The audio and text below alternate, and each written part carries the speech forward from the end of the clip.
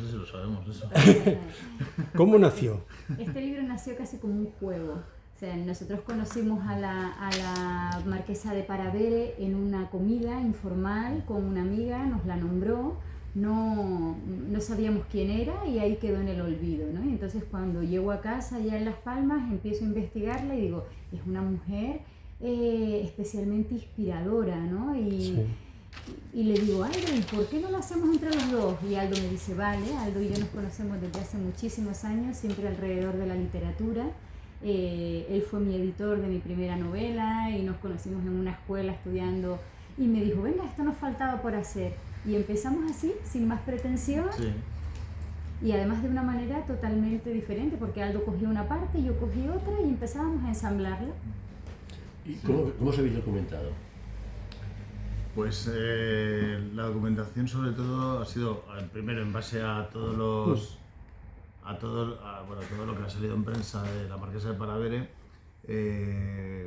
Yo me estudié prácticamente todas las entrevistas que le hicieron a Gonzalo Echagüe, que es el nieto de la Paravere, pero no solo a él, sino a todo el mundo que hablaba sobre la marquesa de Paravere. Y poco a poco fuimos desentrañando, pues por ejemplo, se hablaba que estuvo viviendo en Sevilla, pues fui a buscar dónde había vivido en Sevilla, porque Gonzalo Echagüe no se acordaba y decía que había vivido en el consulado francés de Sevilla. Y no era verdad, porque el consulado francés se construyó en 1915 y en 1915 ya no estaba viviendo en Sevilla, vivió mucho antes. Con lo cual me puse a investigar y en el periódico, en el ABC, tirando de archivos, salía la dirección de su padre. Y entonces ya cogimos la dirección de su padre, y fue todo un poco así, o sea, pues, teníamos, por ejemplo, la boda se retrasa en un momento dado porque se iban a casar en una fecha, luego se cambiaron la fecha y no sabíamos por qué, hasta que encontré que un sobrino del marido había muerto justo 2 días antes de la boda y se habían tenido que ir al entierro creo que recordar que era Vitoria. Entonces, claro, ya tuvimos la excusa para retrasar la boda. Es que fue muy así. Sobre todo nos hemos documentado también con sus libros, ¿no? Ella tiene un libro sobre historia de la gastronomía, sobre esbozos, y ahí habla de un montón de anécdotas de la historia de la gastronomía en general, no solo europea, porque habla de las cocinas del mundo y luego sus recetarios también. Y ha sido mucho como decía Aldo, había cosas que encontrábamos, de repente encontrábamos, por ejemplo, una gaceta que se publicaba a principios del siglo pasado en Bilbao, en una cafetería donde hablaban del ambiente de la cafetería. Bueno, pues ahí montábamos también una tertulia, por ejemplo, o sacábamos de ahí personajes. Teníamos una columna vertebral y la íbamos aderezando con estas anécdotas que dice Aldo que íbamos encontrando. ¿Llegasteis a conocer algún descendiente que os aportara ideas o...? Eso fue una duda que tuvimos, si consultarles o no consultarles. Y la verdad es que finalmente decidimos no consultarles. No porque no quisiéramos que nos dijeran lo que fuera, sino porque nos parecía que estaban, digamos que tenían ellos una idea de quién era la historia de la marquesa de Paravere, pues no completamente, pero sí había muchas cosas erróneas. O sea, encontramos varios fallos en las cosas que decían y dijimos, bueno, pues vamos a hacer la novela que nos gusta a nosotros o lo que queremos hacer. En total, estamos hablando de una parte que sí es real y otra parte que es ficción. La parte de ficción no queríamos tocarla y la parte real, pues ya la teníamos los datos. Tanto, te digo, como a quién consultamos y a quién no, ¿no? Efectivamente. Llega un momento en que dices, bueno, pues lo que dice Aldo, ¿no? Pues vamos a seguir nuestro instinto, y es verdad que hay mucha ficción, ¿no? Mucha. Sí. Si tuvieras que, después de todo esto, acotar en una o dos cosas la personalidad de esta mujer, como dice Jacinta Ruiz Almagro en el prólogo, ¿no? Sí. Habla de las dos formas de ser cocinero, el cocinero científico y el cocinero pasional, ¿no? Esta mujer, ¿por dónde tiraba y qué destacarías de esta mujer? Yo creo que como cocinero, no sé exactamente no sé exactamente dónde la pondría. Yo creo que la pondría más en la tradicional, o sea, pero sí que ella ya estaba avanzando. De hecho, una de sus tesis es que los cocineros del futuro estarían en laboratorios. O sea que en ese sentido yo creo que no es una persona que se cerrara a ningún tipo de idea. O sea, para ella la creación era una forma de ser. Pero vamos, yo creo que lo que más lanza, digamos, la personalidad de esta mujer es que siendo bilbaína ganó un concurso de sevillanas. O sea, yo creo que eso ya lo dice todo de ella. Pero bueno. A mí lo que más me interesa de su personalidad, ¿no? Es verdad lo que está diciendo Aldo, ¿no? Una mujer determinada, una mujer moderna, una mujer visionaria, y a mí me parece especialmente interesante que se atreva a soñar, ¿no? O sea, tenía una vida muy cómoda, era una mujer de la muy alta sociedad del norte español, y estaba llamada a cuidar de su prole y poco más, ¿no? Y divertirse a ratos. Sin embargo, sigue una pasión y, entre comillas, se complica la vida. Pero, claro, sigue su instinto, lo que ella quiere y lo que le da la vida, ¿no? Y me parece que eso es una gran inspiración para todos, ¿no? Fue un rara avis, ¿no? En su época. Sí. A la sociedad bilbaína la tenía que tener... Pues, hombre, para empezar, conocía a toda la sociedad bilbaína, porque, claro, Bilbao también era muy pequeño entonces, pero digamos que los grandes industriales eran todos sus amigos y familiares, con lo cual, en ese sentido, tenía la vida muy despejada. Y efectivamente se complica la vida pues metiéndose a cocinera, a recopilar recetas, a hablar con los grandes restauradores de Europa. O sea, es un poco increíble, ¿no? Y luego en el 36 decide venirse a Madrid a abrir un restaurante, dejando a su familia. No sé. Bueno, me voy. Eso en aquella época era, vamos, una rara descomunal. Me imagino que el marido también, ¿no? Porque sí. El marido lo permitía. Yo creo que si él se pone firme, bueno, no sé si se pone firme con la marquesa, que es lo que hubiera pasado. Bueno, era abogado, ¿no? Era abogado, sí. Lo que está claro es, aunque hoy en día ya casi nadie lo cuestiona, es la cocina es un arte, ¿no? Sí. Ella demuestra que la cocina es un arte. Sí. Es un artista. Sí, de hecho ni siquiera creemos o sabemos si llegó a cocinar alguna vez algo. O sea, ella lo que estaba es dirigiendo la cocina. Sí. O sea, ella no estaba metida en los fogones. No. Ella, y además siempre aconsejaba a las mujeres que si iban a cocinar se pusieran sus guantes para que no se estropearan las manos, porque después los maridos no las querían, ¿no? Me ha encantado la anécdota del lenguado, esa primera cocina que hace. ¿Es real? ¿Sabéis si...? No, es una ficción. Y otra pregunta, ¿de quién fue la idea de nombrar los capítulos con menús? De Aldo. Eso fue mía. ¿Por qué? ¿Cómo? Pues porque primero teníamos que llamar de alguna forma los capítulos, y me pareció que si íbamos a hacer algo sobre la Marquesa de Paravere teníamos que instrumentalizarlo desde el punto de vista del libro de cocina, ¿no? Y bueno, no solo del libro de cocina, de los libros de cocina que escribió. Y me pareció graciosa la idea de empezar los capítulos con alguna receta que luego además en cada capítulo se habla de esa receta. ¿Con qué platos quedaríais cada uno? Tenemos que elegir uno. Bueno, depende del hambre, Yo con algunos salados, seguro, porque Sí, esos dulces yo no me también. gustan mucho. A mí sí me gustan, pero me quedaría con los salados. En general los pescados me gustan. Me gusta mucho el marmitaco, el bacalao a la vizcaína, es de las recetas de ella más repicada, ¿no? Y los lenguados estos que hablabas tú. Sí, yo creo que con los pescados me quedaría. Si tuviera que elegir. Desde luego es un libro muy lleno de sabores, eso está claro, pero lleno de imágenes, ¿no? O sea, en ese sentido es un libro súper cinematográfico. Estábamos hablando con Ofelia que eso da para una serie, ¿eh? Sí. No se ha propuesto nada de momento. De momento no. Me han dicho que sí que ha habido Tú la alguna ves como productora. Yo la veo Ahí perfectísima. dentro hay una serie, pero clarísima. Ya no digo una película, No. una película por supuesto, pero hay una serie. Sí.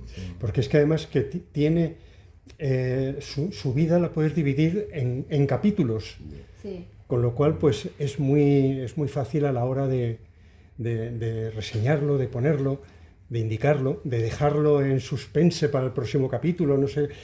se puede manejar muy bien. A mí me parece bien. que lo que tiene también es como que es muy pedagógica, ¿no? O sea, es un dibujo de una parte de la historia española tratada desde una óptica diferente, ¿no? Que es con la cocina como columna vertebral, pero aparecen grandes intelectuales, grandes políticos, además de distinta cuerda, ¿no? Porque ella no se casaba con nadie. En ese sentido me parece que podría ser interesante como eso, como una manera de conocer la historia de forma amena, ¿no? La última ubicación del restaurante, ahora nos contáis cuántos años estuvo abierto. La última ubicación fue en la actual Galería Juana Bordó, ¿no? En Bueno, lo que ahora es una tienda de alfombras. Ya, sí. pero bueno, la que fue la Galería Juana Bordó, ¿no? ¿Cuántos años estuvo abierto y si tuvo varias ubicaciones? Estuvo en varios sitios. O sea, abierto como dirigido por la marquesa de Paravere, fueron, me parece que 2 años. 2 años, sí. ¿Cuántos? 2 años. Solo 2. En la calle Villanueva, 2. Sí. 7. 7, Villanueva 7, ¿no? Ah, sí, Villanueva 7, pensé que decía 7 años. No, Villanueva 7. Villanueva 7. Lo que pasa es que luego lo traspasa y se queda como restaurante Paravere durante, yo creo que son 30 años, una cosa así. Pero ya no está ella dirigiendo. Ella estuvo solo 2 años. Ella solo estuvo 2 años. Casa Jacinto, ¿no? No era antes el... Casa Jacinto, esa también es ficción, es la casa de comidas que abre una de sus empleadas. Exacto, Rosa. Rosa. Que abre Rosa O sea, que esta historia de Jacinto, que lo tortura la policía franquista y tal, eso es ficción. Eso es ficción. Eso es ficción. Cogido de cosas que más o menos son reales, evidentemente hemos cambiado los nombres, las situaciones, pero o sea, esa historia sí ha existido, claro, mucha gente Sí. que puede haber vivido esa, pero Casa Jacinto es totalmente inventado. Y luego, por ejemplo, Pues sabemos... parecía muy real, de verdad. Es que me lo ha dicho más gente. Según lo contabais. Sí. Hombre, porque como tenemos este prólogo, ¿no? En el que la narradora cuenta esto como si fuera casi una investigación periodística, parece que todo es real, pero por ejemplo sabemos que conocieron a Zuloaga, pero lo que no sabemos es que se fue a comer a su casa o no, ¿no? Claro. Entonces, a Ni raíz que de comiera. una anécdota real, pues hemos montado una ficción, lo mismo con Buffalo Bill o con Proust, o sea, conocieron a todos La ellos. de Buffalo Bill es curioso. Bueno, Chávez Nogales, Marró, Sí. o sea que eso no tenéis constancia de que hubieran ido ahí. No, sí, tenemos Eso sí. constancia de que fueron. Lo que Lo que no es tenemos constancia inventado es es lo el que diálogo. Ya. O sea, lo que sí cogimos es las biografías de cada uno de ellos, estuvimos leyendo sobre ellos y contamos, aprovechamos que ya que estaban por allí, contar alguna anécdota que les ilustrara tanto a uno como a otro. O sea, Buffalo Bill estuvo allí. Sí. Y además fue en París y en ese año. Sí, o sea, Buffalo Bill no estuvo en su restaurante, ella fue a París y conoció a Buffalo Bill. Conoció a Buffalo Bill. Eso es. El principio de toda la historia puede ser, es que no sé si es real o no, el viaje en el Oriente Express, Que también donde es ficción. empieza a... Que también es ficción. Es ficción. Pues es otra de las cosas que está verdad. perfectísimamente hecho. No, es que parece un libro documental. Exacto. Es que vamos, sobre el Oriente Express hicimos una tesis, sí, los materiales cuando hablamos de esas maderas, de esos cristales, tal, es que eran así. Sí. El Bueno. menú que podían comer allí también es real. Cuando en la promoción del libro y tal, se habla de los porqués por los que uno debe, esos que van por ahí, esas personas que van por ahí deben acercarse al libro, ¿no? Entre todo ese mogollón de porqués, ¿por qué deberían acercarse esas personas que no saben nada de la Marquesa de Paravere a este libro? Primero porque se van a divertir. Eso es verdad. Y yo creo que una de las razones es la que te comentaba antes, ¿no? Creo que es una novela que ofrece un crisol de lo que fue la primera mitad del siglo XX en España, desde distintos puntos de vista, porque había personajes de distintas clases sociales, de distintos intereses, y me parece que la columna vertebral de la comida, que ahora también está tan en boga, es pues una luz que hasta ahora no habíamos visto, me da la impresión. Sí, bueno, aparte creo que también es entretenido, o sea, ya no solo es divertido, sino que también entretiene, que se lee muy rápido, a pesar de lo gordo que es. No se lee tirón. Sí, casi. Y ella como mujer creo que debe ser conocida, ¿no? Me parece una mujer especialmente inspiradora. Yo utilizo mucho esa palabra cuando me refiero a ella porque a mí me inspira que una mujer de estas características en aquella época con 8 hijos sea capaz de hacer todo esto. O sea, esto que decimos ahora, yo no tengo tiempo y no tengo tiempo. ¿Tienes tiempo? Sí, lo tuvo ella. Lo que pasa es que se organizaba muy bien. Sí, y que tenía mucha ilusión y mucho empuje. Y por supuesto servicio y todo eso, pero ella era muy emprendedora. Finalista del Café Gijón. Y estábamos comentando antes que finalista yo creo que es como ganador, porque por los jurados del Café Gijón y demás, es casi imposible que le den el premio a una novela como esta. Porque yo veo aquí a Mercedes mirando mucho más lo literario y tal y cual. Entonces es como si hubierais ganado, ¿no? ¿Qué os supone haber sido finalistas y qué pensáis de los premios literarios? Pues... La segunda pregunta es trampa, pero... Lo sé. La segunda de la tuya. Quiero contestar lo que está acostumbrado a los premios. A ver, para nosotros, en este caso, sobre todo a nivel de promoción, de que se conozca el libro, pues siempre nos ha parecido que nos hayan dado al finalista nos daba un sesgo de, oye, que esto es literario, que no es solamente dos amigos que han quedado un día y han empezado a hacer una novela y ha salido cualquier cosa, ¿no? O sea, yo creo que, a ver, la novela... Un día no, 2 años quedan. Bueno, 3 años. 3 años de crianza. Sí, el último año estuvimos corrigiendo mucho, sí. Sí, o sea, es un trabajo de 3 años, tanto de investigación como de escritura, como de... Ahora tenemos que corregir todo, sí. Sí, bueno, de hecho hay como 200 o 300 páginas que tuvimos que podar directamente. O sea, que la novela puede haber sido mucho más larga. Y luego también, luego teníamos que construir toda la voz del narrador, de los personajes, unirlas de alguna forma, porque claro, son 2 personas escribiendo que tienen 2 conceptos completamente distintos del mundo, ¿no? Y yo creo que eso es un poco lo que a mí por lo menos más me ha enseñado, ¿no? Que a la hora de escribir, porque claro, además somos 2 personas que escribimos totalmente distintos. Yo soy mucho más instintivo, yo me pongo a escribir y digamos que relleno páginas casi sin darme cuenta, y Andrea es mucho más racional. O sea, metódica. Pero me he dado cuenta ahora, es lo interesante de escribir a 2 manos, ¿no? O a 4 manos, porque te das cuenta, porque es un trabajo tan solitario que realmente tú no sabes cómo escribes tú hasta que tienes un espejo, ¿no? Entonces me he dado cuenta que tengo un gen alemán. o polaco más bien. Que tengo familia. Pero bueno, lo de los premios literarios para mí también, cuando nos dijeron que éramos finalistas del Café Gijón, me sonó igual que si fuéramos ganadores.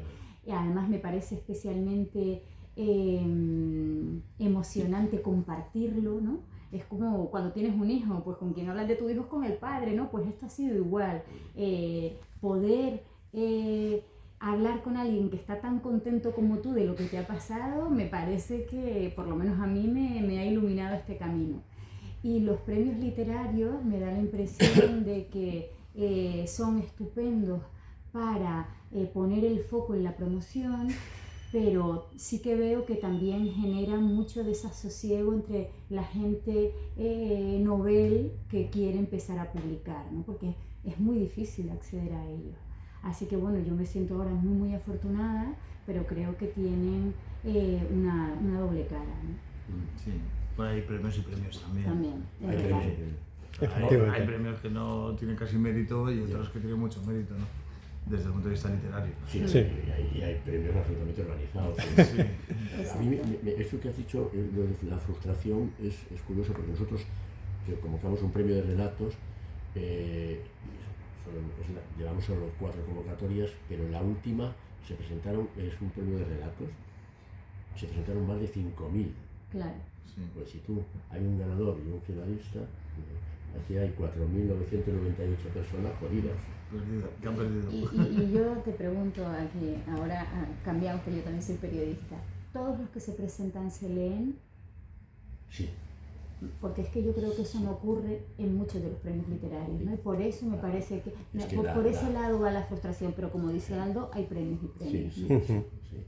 Lo que pasa es que, claro, tienes que organizarlo con un comité de lectura y luego pasar al jurado definitivo pues 50 a 100 relatos, porque si no... Pero yo me he leído 2000 y pico relatos y Mercedes, que también está el jurado por ahí. Bueno, no sé si tienes alguna más cosa más bien. Pues no, preguntaros cómo va a ser vuestra promoción del libro. Si tenéis ya alguna idea. Bueno, lo que nos han dado desde Siruela, más o menos. Bueno, mañana hacemos la presentación en el Ciclo de Bellas Artes, evidentemente. Hoy ahora tenemos por la mañana tenemos unas cuantas entrevistas. Vosotros sois los primeros. Sí. Gracias. Y mañana tenemos también alguna por la mañana, antes de la presentación. Y el viernes creo que también tenemos otra, ¿no? Un podcast tenemos el viernes. Un podcast. Y la siguiente semana presentamos el jueves en Las Palmas. Ahí también tenemos posibilidad de hablar con varios medios. Y vamos a presentar ya en Málaga seguro, en Bilbao. En Bilbao, esos dos seguro, pero eso es en abril ya. A Eso es en principios de abril. sí. Luego, como él está en Madrid y yo sigo viviendo en Las Palmas por muchos años, que cada vez que vengo aquí me congelo. Y no hace mucho frío. En Canarias, pues también presentaremos el Lanzarote, por ejemplo, y luego en clubes de lectura. Aldo tiene tengo aquí el dos, el Halcón Maltés y otro que es una floristería que está aquí al lado, que también me han escrito para hacer la... En Las Palmas a mí también me han llamado de distintas bibliotecas. La verdad es que al estar separados, por un lado, cuando él hace cosas que yo no puedo acceder, me da un poco de, esto es una palabra canaria, maua, ¿no? Que es como desconsuelo, y al revés, ¿no? Pero por otro lado, somos capaces de abarcar mucho más, ¿no? ¿Y vais a haber segundas oportunidades en el sentido de que tenéis preparado algo también a Pachas o no? Por ahora, ¿no? Por ahora no. No. Yo estoy escribiendo otra ahora. Con este genio alemán, pero bueno, todo se andará. De acuerdo. Yo recuerdo en esta misma sala Rosa Rivas, hizo 4 libros con una amiga la primera vez, la primera vez aquí le preguntamos, ¿vais a hacer algo? Y dijeron no, y después hicieron 3 más. Que cuidado. Bueno, pues yo no sé si... Yo por mí una conclusión que hagáis y que transmitáis a todos los que van a ver el vídeo.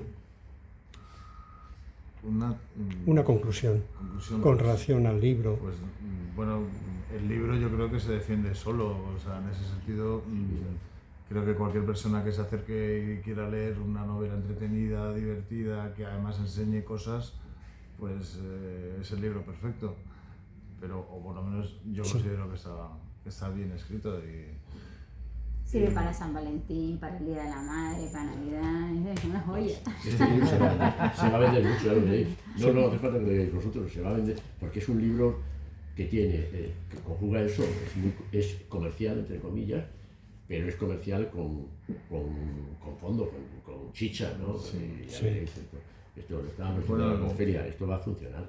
De hecho, una de las cosas que decíamos es que realmente se puede poner en temas feministas, en temas de espionaje, en temas de cocina, o sea, que abarca muchos elencos y muchas materias, digamos. Y además las biografías están muy de moda. Sí. Las biografías noveladas están muy de moda. Ya pasó la fase de aquella de las biografías tienen que ser estrictamente lo que sucedió y tal. Hoy ya ese juego de la ficción con la realidad mola. Sí. Esa es la palabra mola. Una de las cosas... Es que la palabra mola. Una de las cosas agradables es que no sepáis lo que es ficción y lo que es real. Sí. Claro.